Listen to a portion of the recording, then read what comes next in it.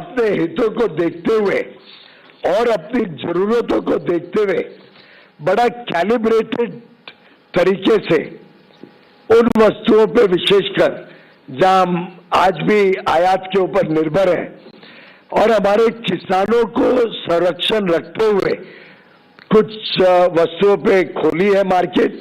उदाहरण के लिए अगर हम देखें तो DDGS, डिस्टिल्ड ग्रेन सॉल्युबल, अब ये इसमें एक सीमित रूप से अमेरिका से सामान लाया जाएगा भारत में, जो हमारे एनिमल हस्बेंड्री ने मांग रखी थी हमारे सामने, जो उनकी जरूरत थी उतनी क्वांटिटी अमेरिका से लाई जाएगी, जो पोल्ट्री के लिए बहुत लाभदायक होगी। इसी प्रकार से कुछ चीजें ऐसी हैं जिसमें भारत को जरूरत पड़ती है, किसानों की हितों को रक्षा करते हुए इसमें हमने उसको खोला है। कुछ चीजें ऐसी हैं जो भारत में बनती है पर पर्याप्त मात्रा में नहीं बनती है, जिसमें कंपटीशन होगा तो उपभोक्ताओं को लाभ होगा। कुछ वाइन्स और स्पिरिट्स खोली है जो अमेरिका में बनती है और कुछ लोग भारत में लेना चाहते हैं, तो अल्कोहलिक बेवरेजेस में कुछ खुलासा किया गया है, जिसमें एक मिनिमम इंपोर्ट प्राइस भी रखी है, जिससे भारत के स्वदेशी उत्पाद और उसके बीच कंपटीशन ना हो, दोनों एक दूसरे के पूरक बने।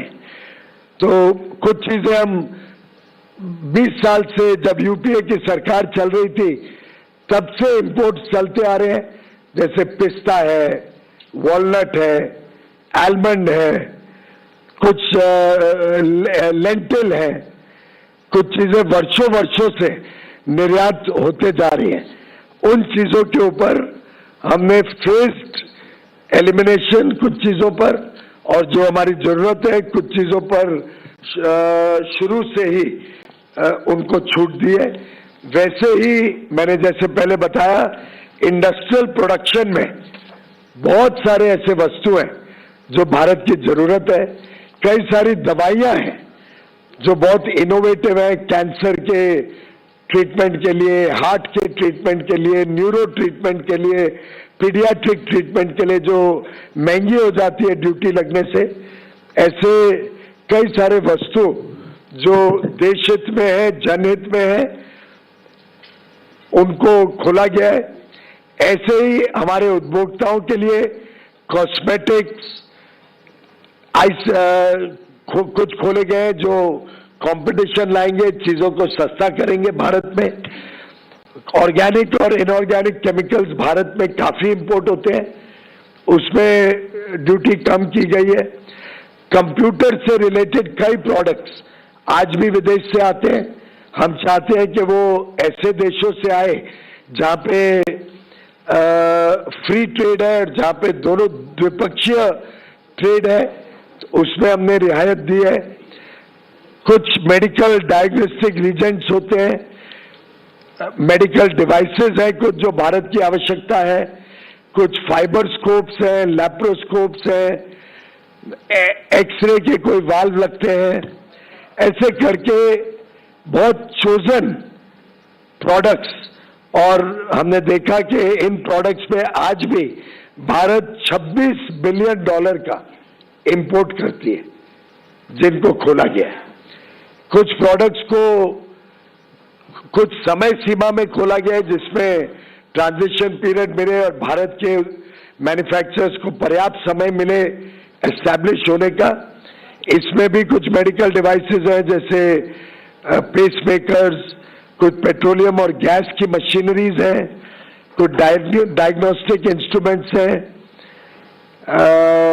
इमेजिंग अपैरेटस है, हार्ट लंग मशीन्स हैं, हियरिंग एड सिस्टम्स हैं, आर्टिफिशियल जॉइंट्स है। जो जो चीजें भारत में हम डेवलप भी कर रहे हैं, पर साथ साथ में विदेश से आएगा, स्पर्धा होगी, तो हमारे उपभोक्ताओं को अच्छी गुणवत्ता का भी माल मिलेगा और सामान भी सस्ता रहेगा, एफिशिएंसी आएगी इंडस्ट्री में। और कुछ थोड़े बहुत प्रोडक्ट्स हैं जहां पे हमने टैरिफ का एक कोटा दिया है जिसमें टैरिफ रिडक्शन की है। तो इस प्रकार से भारत के ऑफर्स हैं। स्वाभाविक है कोई भी द्विपक्षीय जब करार होता है तो दो तरफा होता है और दोनों तरफ को लाभ होता है, तभी वो आगे फलता फूलता है। Piyush sir, has India agreed not to import Russian oil as mentioned in Trump executive order? ये इसकी जानकारी आपको दे पाएंगे। सर, कपास और सेब जो आपने जो लिस्ट आई है एक प्रोडक्ट्स की, उसमें कपास और सेब का क्या स्टेटस है? क्या उसके लिए हमने बाजार खोला है? इन दोनों के ऊपर आज के दिन भी इंपोर्ट भारी मात्रा में होता है। उदाहरण के लिए सेब आज भी 6 लाख टन इंपोर्ट होता है। अमेरिका से भी सेब बड़े पैमाने पे इंपोर्ट होता है। आज जो इंपोर्ट हो रहा है वो 50 रुपए मिनिमम इंपोर्ट प्राइस पे इंपोर्ट होता है और उस पर 50% ड्यूटी यानी 25 रुपए।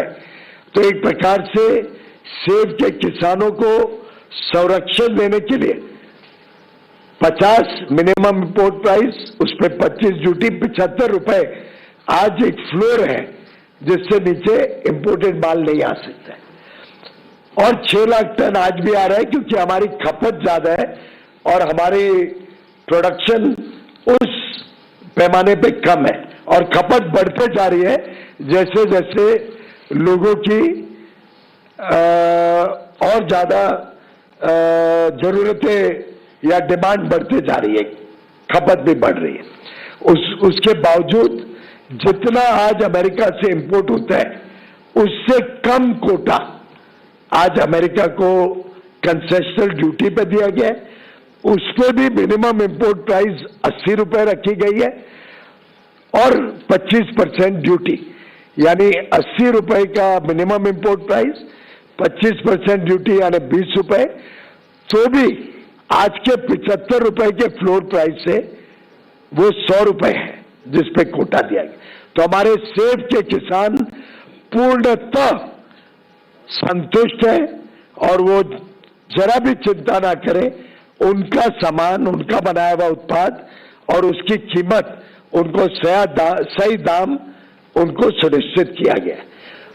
कापूस में भी आज बड़े पैमाने पे कापूस इंपोर्ट होता है क्योंकि हमारे पास एक्स्ट्रा लॉन्ग स्टेपल कॉटन जो अमेरिका में उगता है भारत में पर्याप्त मात्रा में उगता नहीं है। वैसे तो बहुत ही कम उगता है, मैंने वस्त्र मंत्रालय संभाला है, मैं जानता हूं कि हमें निर्यात के लिए बड़े पैमाने पे कापूस की जरूरत पड़ती है भारत में। एक्स्ट्रा लॉन्ग स्टेपल कॉटन बड़े पैमाने पे आता है और आज से नहीं, कांग्रेस के जमाने से आता है। उसमें हमने एक आज जो आयात होता है, आज के आयात के लगभग कोटा ओपन किया है। Times we'll come to everyone. Come. Yeah, thank you, John Reed from the FT. Does the Honourable Minister have any comment on the White House's statement that it's going to be monitoring India's purchases of Russian oil and it could reimpose the 25%? I'm sorry if I missed something. I just mentioned that will be responded by the Foreign Ministry. Mike है ना आपके पास? Sir, Aamir news nation से। पहला तो ये कि export import में डिफरेंसेस क्या है, कितना हम एक्सपोर्ट कर पा रहे हैं और कितना हम इंपोर्ट करेंगे, इसका कोई फिगर आउट अगर आप दे सके। दूसरा, ये प्रोडक्ट को की क्वालिटी को लेकर के सवाल खड़े होते हैं। कई बार आपने देखा विदेश में जो कुछ प्रोडक्ट भारत से गए उनकी क्वालिटी को लेकर से सवाल खड़े हुए, मसालों की खास बात मैं बात कर रहा हूँ, तो उसको लेकर के क्या कंसर्न रहेगा भारत की तरफ से कि एक्सपोर्ट होगा? सबसे पहले तो हमारा लक्ष्य है कि द्विपक्षीय व्यापार अमेरिका और भारत के बीच $500 बिलियन यानी 45 लाख करोड़ रुपए का द्विपक्षीय व्यापार हम अमेरिका के साथ आगे चल के देखते हैं। इसमें सर्विसेज भी हैं, गुड्स भी है और मैं समझता हूं बड़े पैमाने पे अब हमारे निर्यातकों के लिए अवसर खुले हैं। अब हमारे निर्यातक इसका बड़े से बड़े तौर पे लाभ लें, ऐसा मैं उन सबको अपील करता हूं।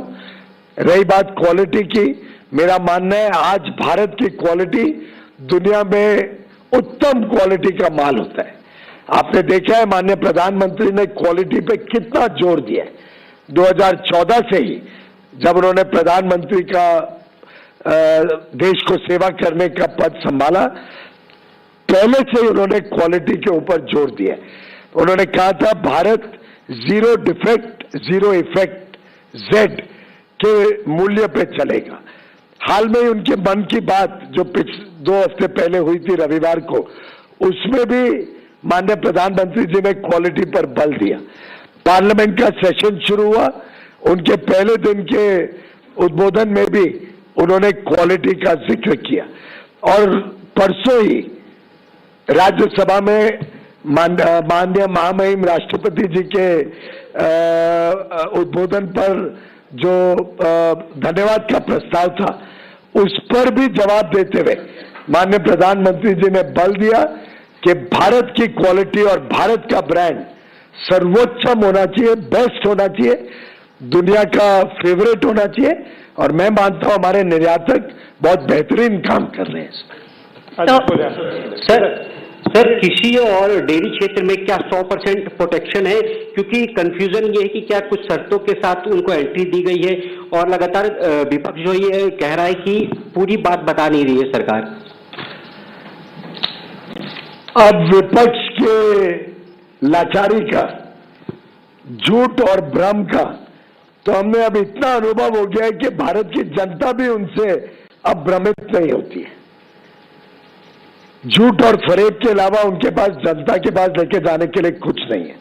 मैं पुनः एक बार दोहराता हूं कि भारत की डेयरी में कोई शर्त के साथ भी कुछ खोला नहीं गया है, किसी प्रकार का कोई कॉम्प्रोमाइज नहीं है और पूरी तरीके से भारत की डेयरी में कोई ओपन कुछ नहीं किया गया, कोई कंसेशन नहीं दिया गया। इसी के साथ साथ जो भारत के प्रमुख कृषि क्षेत्र के उत्पाद हैं, और मैंने बड़े विस्तार से कहा, मैं चाहूंगा कि उसका इंफोग्राफिक्स भी हम लगा दें तो दोनों चारों टीवी पे आपको एक इंफोग्राफिक भी एक बार देख लीजिए। हमने जो मेन इंडिया के प्रोडक्शन है, जिसमें मीट है, पोल्ट्री है, डेयरी है, जीएम फूड प्रोडक्ट्स है, सोयाबीन है, मेज है, सीरियल्स है, मिलेट्स है, ज्वार, बाजरा, रागी, कोडो, अमरांत, फल है, केला, स्ट्रॉबेरी, चेरी, सिट्रस फ्रूट यानी मेरे ख्याल से संतरा वगैरह, ग्रीन पीस, काबुली चना, मूंग, ऑयल सीड्स, कुछ एनिमल फीड के प्रोडक्ट्स, ग्राउंडनट, हनी, मॉल्ट और उसके extract, non alcoholic beverages, flower और मील्स, स्टार्च, कुछ एसेंशियल ऑयल्स, इथेनॉल और टबैको। अब इतने ये वस्तु एक बार मोटे और भी है जिसके इंफोग्राफिक्स आप सबको शेयर भी हो जाएंगे, स्क्रीन पे भी लगातार दिखाए जाएंगे। इन सबको जब हमने कोई छूट, कोई रियायत, कोई शर्त या बिना शर्त किसी प्रकार से भी कोई कॉम्प्रोमाइज नहीं किया, तो मैं समझता हूं भारत के किसान आज खुशहाली मनाएंगे और पूरी तरीके से संतुष्ट हैं। Sir, Karishma from Business Today. Congratulations to you. So you spoke of some limitations on imports, like you mentioned about apples and also particular quantity for DDGS. So is this going to be more quota based, and if yes, for all the imports? Not necessarily. It depends. There are some items we don't make in India. So we have done a very calibrated opening depending on India's needs and India's current situation. Sir this is Archit from business standard. Sir दो छोटे सवाल हैं। एक तो जो $500 billion का trade होगा उसमें एनर्जी इंपोर्ट का कंपोनेंट क्या होगा, और सरकार का क्या अनुमान है कि रूस से हटकर अगर हम अमेरिका से ऑयल इंपोर्ट करेंगे तो खर्चा कितना होगा? और दूसरी बात, सोयाबीन ऑयल की जहां तक बात है, हमने पिछले साल एडिबल ऑयल ईयर में 3.7% of our total crude soybean oil needs we had imported from US. Do you see this going up, and by how much when import duties are reduced to zero?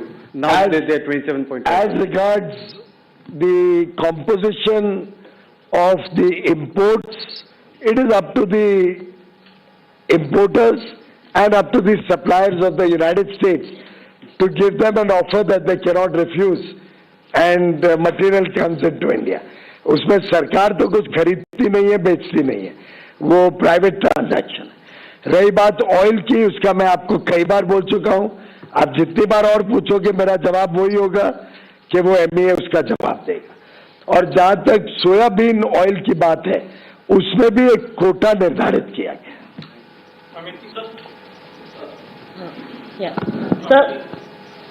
Sir, Amity here from Business Line.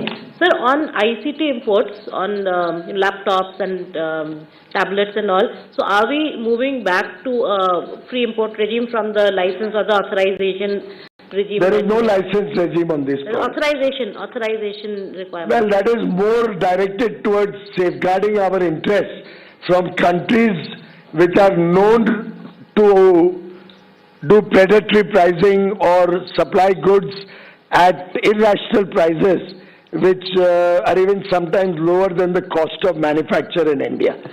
Countries which have fair play, and certainly, and it is important that we all understand this, a country like the United States of America, where the cost of labor is probably 50 times the cost of labor in India, a country like the United States of America with a per capita income of $90,000 nearly, versus India, which is at $3,000 per capita. There is certainly no competition. We actually complement each other. And for our national security, we will certainly need many ICT products. For example, NVIDIA chips. We will certainly need AI equipment. We will certainly need data centers if we have to remain abreast with what is happening in the world. If our IT companies have to reorient themselves to start becoming more in tune with the needs of the world, we will need these important ICT products. It is a big win. I repeat, it is a big win for India that America has agreed to provide us all these ICT products, which are the need of the hour in our country. Shailesh हाँ लीजिए mic उठा लीजिए। हमारे यहाँ से smartphone वगैरह जाता है और इलेक्ट्रॉनिक्स कंपोनेंट जो एक्सपोर्ट होते हैं, उस पे स्टेटस क्या होगा? और दूसरा सर, जॉइंट स्टेटमेंट में जो लास्ट का चौथा पॉइंट है, उसमें कुछ बोला गया है ऐसा कि US और इंडिया जो है आगे भी टैरिफ कम करने पे बातचीत करते रहेंगे, जो 18% अभी हुआ है, ऐसा ये अगर मैं गलत हूं तो सही करिएगा सर इसका। सबसे पहली बात तो स्मार्टफोन्स आगे भी जीरो ड्यूटी पे भारत से एक्सपोर्ट होते रहेंगे, उनका निर्यात जीरो ड्यूटी पे आगे भी चलेगा, जो एक प्रकार से बड़ा एज देता है भारत के स्मार्टफोन इंडस्ट्री और मैन्युफैक्चरर्स को। और स्वाभाविक है, हम तो बड़े लक्ष्य के साथ दुनिया के साथ काम कर रहे हैं। भारत अब कमजोर नहीं है, भारत एक आत्मनिर्भर और आत्मविश्वास से भरा हुआ देश है, और हम चाहेंगे कि आगे भी हम यूनाइटेड स्टेट्स के साथ अपने रिश्ते और सुधारें और नई चीजों पे चर्चा करें। तो ये पहला फेज है, आगे हम और देखेंगे कि क्या द्विपक्षीय लाभ जो दोनों तरफ को लाभ मिल सकता है, उन चीजों पे आगे चर्चा करेंगे। Madam Rita from CNN News 18. I would like to ask you, sir, how this deal will complement the Make in India? The very fact that America has innovation and technology far superior to any other country in the world, but because of their high cost of production and labor, there are many products which they are not able to compete in the world markets. at affordable prices. Provides a huge, unique opportunity for American innovation to produce in America for the needs of America and to collaborate with friendly countries, trusted democracies like India, to work together to manufacture in India to capture world markets. Therefore, we complement each other. Bharat और America एक दूसरे के पूरक हैं. We complement each other.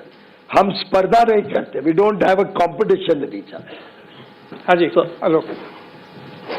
Sir ये joint statement असीम हूँ CNBC आवाज से. ये जो जॉइंट स्टेटमेंट है उसमें लिखा गया है कि वाइन एंड स्पिरिट्स के बाद एडिशनल प्रोडक्ट. तो एडिशनल प्रोडक्ट कौन से हैं और इसे इतना ओपन एंडेड क्यों छोड़ा गया है जॉइंट स्टेटमेंट के अंदर? दो तरफा बातचीत आगे भी चलती रहे, वो भारत के हित में है. और अगर फेयर, इक्विटेबल और बैलेंस्ड ट्रेड आगे और बढ़ता है तो मैं समझता हूं उसका तो स्वागत ही करना चाहिए. Sir, I am Prashant from Asianet News. How will this help the marine industry in India, and also are the American cars included in this agreement? The marine industry is already celebrating, and I compliment the fishermen and the seafood exporters, because when the duty went up to 50%, they looked for alternate markets, and the government helped them open up markets in other geographies. For example, the whole European Union opened up a big market opportunity, and despite a fall in US exports, we saw a 20% increase in seafood exports in the last few months. Now, with seafood also coming down to 18%, they will have a double benefit. They have new markets which they have opened up, and they will also be able to supply to the American market. So I saw some news reports that seafood exporters are celebrating in all the coastal areas, particularly in Kerala. Seafood and fishermen are celebrating, particularly in Tamil Nadu. Seafood and fishermen are celebrating in Maharashtra, in Gujarat, in Andhra Pradesh, in Odisha. There's a wave of happiness amongst the seafood exporters. Sir Manohar Singh Univarta से मेरे sir छोटे छोटे 2-3 सवाल हैं. एक तो मैं चाहूंगा जानना कि जो TRQ का हमने प्रोटेक्शन लिया है, क्या टैरिफ रेट कोटा का, सेब और कॉटन के अलावा हमें किन किन वस्तुओं पे हमने व्यवस्था रखी है. दूसरा जो हमारा स्टील और एल्युमिनियम प्रोडक्ट है जिसको नेशनल सिक्योरिटी एक्ट के तहत राष्ट्रपति ट्रंप ने उसको जो है उनके आयात पे हमारे जो यूनिटिव या प्रोटेक्टिव टैरिफ्स लगाए. कई प्रोडक्ट्स हैं जिसपे टैरिफ रेट कोटा रखा गया, तो लिस्ट बड़ी लंबी है. समय पर आपके पास आ जाएगा. और जहां तक स्टील और एल्युमिनियम का सवाल है, वो पूरे विश्व के ऊपर उन्होंने 50% टैरिफ लगाए. तो वो टैरिफ पूरे विश्व में सबके ऊपर सेम है. जितना भारत पे उतने बाकी सब देशों पे भी है. हाँ जी sir. From Media One. Sir, major announcements include freight Bring the mic close. Sir, Dhanasmore from Media One. Major announcements include freight trade and Russian oil announced by Donald Trump. Could you join? I mean, they have said it so many times, the MEA will respond to that. Anybody else? This is... Hello. Sir, Rishabh with NDTV Profit. Here, sir. The statement also mentions that US-India will work together to address non-market policies of third parties. Is that a reference to our northern neighbor? What is the process there? समझने वाले समझ गए. Sir, just a small clarification. ये बात कही जा रही, कई जगह शंका है कि DDGS चूंकि अमेरिका में GM से ही होता है, तो ये क्या इनडायरेक्ट एंट्री हो जाएगी GM की?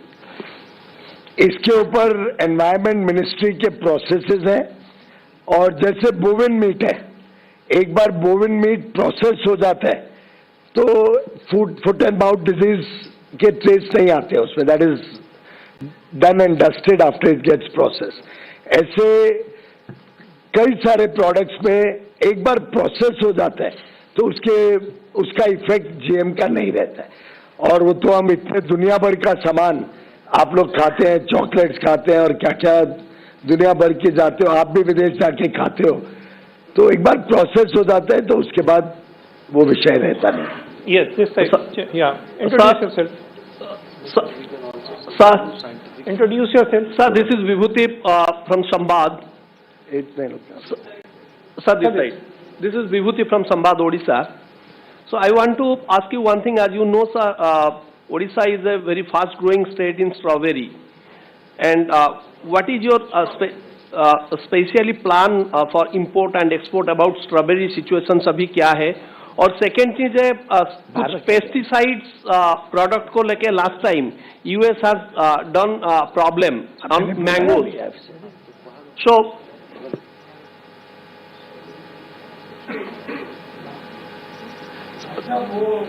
उनके प्लान्स ऑफ एग्रीकल्चर तो उड़ीसा गवर्नमेंट बता पाएगी। नहीं sir, my question is last year when the mango we export to US, they are creating some problem regarding on that pesticides and same kind. Sir, there are, every country has health and safety standards. India also has health and safety standards. FSSAI, FDA, we all have our health and safety standards. When we import any material, they have to meet our standards. When we export any material, we have to meet their standards. If somebody doesn't meet that standard, it doesn't mean that we are supposed to support a bad quality. I am again repeating, quality and quality. India is known for high quality, and I request all exporters and importers to ensure that India's name and India's consumers get the best quality. Sir, Tarun Sharma from Zee Business. Mike में sir, पहला सवाल एक क्लैरिफिकेटरी सवाल है कि जो अभी 25% immediate हट जाएगा और 18% हम कब होगा? 25% का तो एग्जीक्यूटिव ऑर्डर निकल चुका है, तो वो तो हट गया है, और 18% भी हो जाएगा अगले हफ्ते तक मेरे ख्याल से। उसके लिए नया executive order. Sir, solar module और सोलर सेल्स के लिए भी कोई ड्यूटी, क्योंकि यूएस को सर हमारे यहाँ से जो सोलर सेल्स और सोलर मॉड्यूल्स जाते हैं उसमें इशू रहता है, तो उसमें कोई ड्यूटी रिलैक्सेशन होगा? उसमें भी 50% लगने लगा था, वो घट के 18% हो गया है। RT Kirtika. So Kirtika from the Economic Times, what are these discriminatory and those non-tariff barriers in digital trade that we'll address? There are no discriminatory barriers, but if there are any, it will be addressed on both sides. Second. So just quick clarification. In the executive order, the US mentions that India will buy precious metals from the US. So how much of our gold domestic demand do we plan to buy from the US, sir? As I said, government doesn't dictate purchases. But if the deal is good, obviously we want to diversify our sources. So if the gold importers are, or platinum importers, other mineral, precious metal importers will get a good deal, I'm sure they'll be happy to import from the US. Lady sitting at the end, please, if you can come up to a mic, then you can ask your question. Meanwhile, yes, you can go ahead. Sir, अभी जिस पे 18% लगेंगे, तो वो reciprocal tariff और जो penalty है वो लगने से पहले कितना लग रहा था? हाँ, 50 लगता था। हाँ, उससे पहले इस प्रोडक्ट पे कितने लग रहे थे? How does that matter? जो अभी लगता था उससे 50 से 18 हुआ है ना?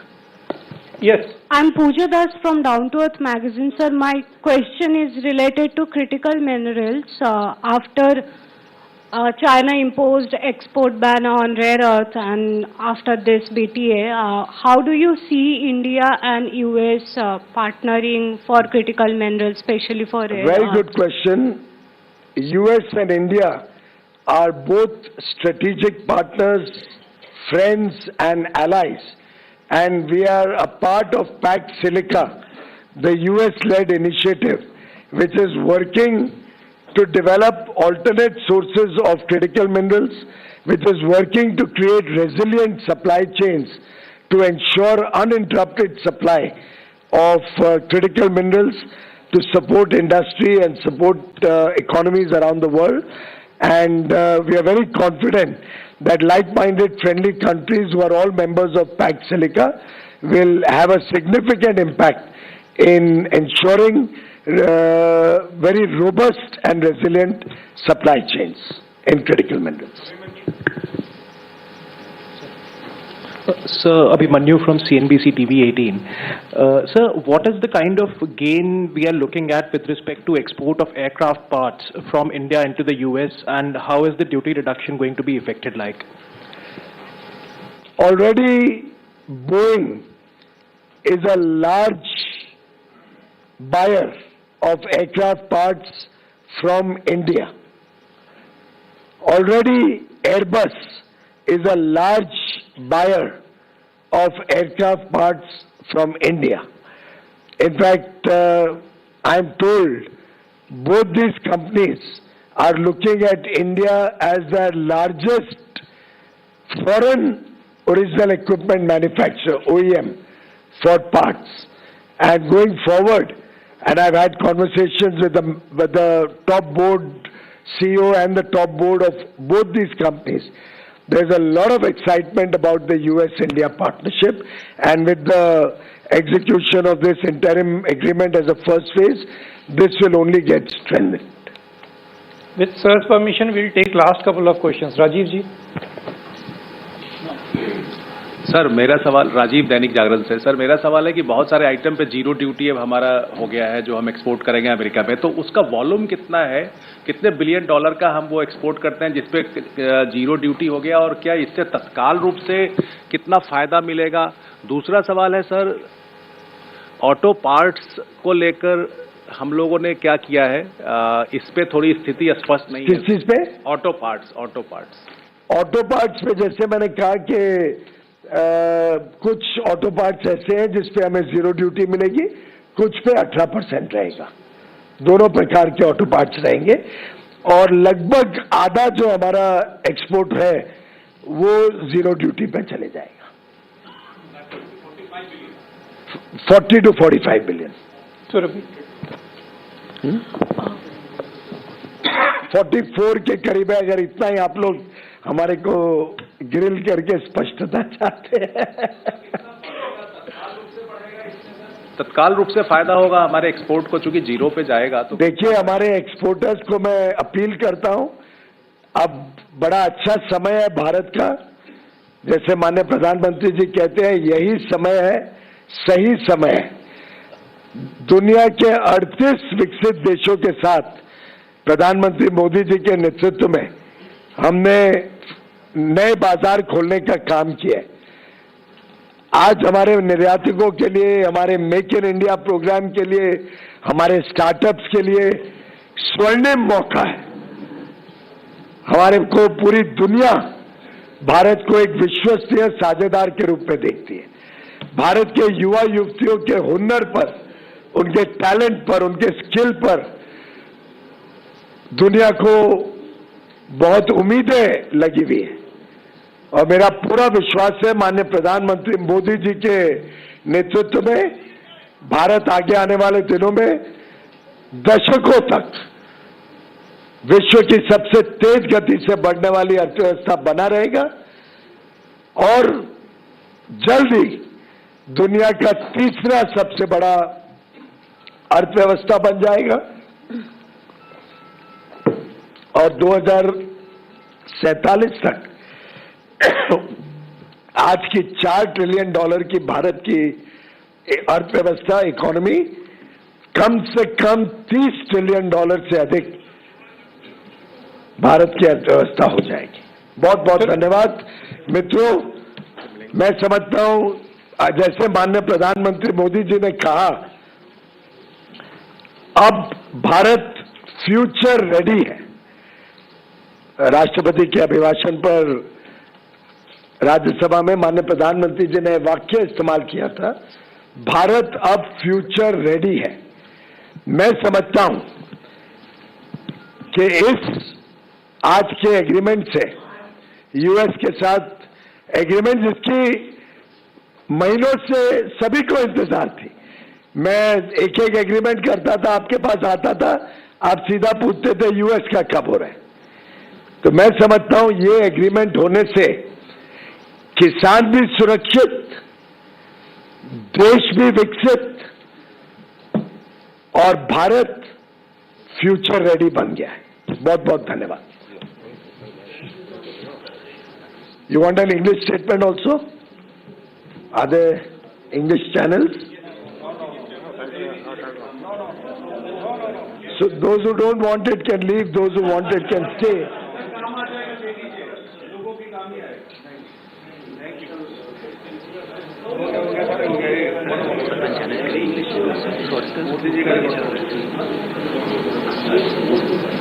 क्या करना है? Well, I'd like to compliment Honorable Prime Minister Shri Narendra Modi ji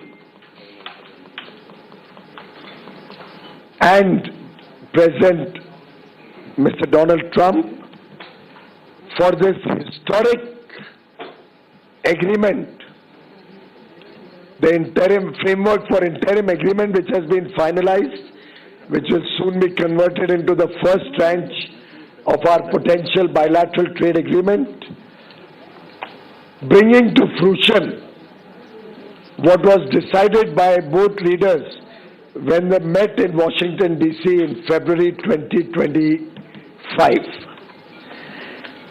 Both leaders had agreed that India and the U.S. are strategic partners and they will together power the global economy and work towards growing bilateral trade between the U.S. and India to $500 billion per year. I am extremely delighted to share with you that today, with the signing of this joint statement, finalization of this joint statement, we have set in motion the fast track of achieving this goal of $500 billion bilateral trade annually. Today will be remembered for years as the foundation of a very strong strategic partnership between two of the world's largest democracies towards supporting fair trade, towards providing opportunities for businesses both in the US and India to grow, expand and serve their people towards greater prosperity of both nations. Under the leadership of Prime Minister Modi and President Trump, they have come to a very fair, equitable and balanced agreement which will slash US reciprocal tariffs on Indian goods to 18%. Additionally, 0% tariffs will be given on several products like generic pharma, aircraft, components, auto parts, etc. Massive potential will be opened up for Indian exports in the world's largest economy, the $30 trillion market, providing opportunities for our MSMEs, our farmers, our fishermen, our youth, our women, and the very talented and skilled people of India. Lakhs and crores of job opportunities, business opportunities, manufacturing, service sector will open up. Our farmers and fishermen will get better price for their produce, and going forward, there will be a huge growth in sectors like textile and apparel, gem and jewelry, machinery parts, toys, leather and footwear, home decor, smartphones, several areas in agriculture which will open up in the US and provide a huge impetus for all stakeholders across the length and breadth of India. We are happy that we have been able to safeguard sensitive sectors and balance our farmers' sensitivities, particularly in agricultural goods and dairy, by fully protecting and ensuring a carefully crafted exemption in several agri products like meat, poultry, all the dairy products, GM food products, soya meal, maize, cereals, millets like jawar, bajra, ragi, kodo, amaranth, fruits like banana, strawberries, cherries, citrus fruits, etc., green peas, kabuli chana, moong, oilseeds, certain animal feeds, groundnuts, honey, malt and its extracts, non-alcoholic beverages, flour and meals, starch, essential oils, ethanol for fuel, tobacco, etc. So I think it's truly an agreement that will give huge impetus both to farmers, fishermen and industry in India, and will also open up a huge opportunity for India in modern areas like data centers, artificial intelligence, quantum computing, where we will get equipment, high quality chips, high quality ICT goods, high quality innovative machineries, where we can import high quality pharma products, medical devices, other products for which the United States is very well known and will help us in expanding trade on both sides so that India and United States continue to grow together for the shared prosperity of 1.75 billion people. Friends, I think today will be remembered as a day where we have protected our farmers, ensured fast-tracking the growth of India and India's economy and prosperity of our people in the Amrit Kal as we all collectively work towards Viksit Bharat by 2047. Thank you very much.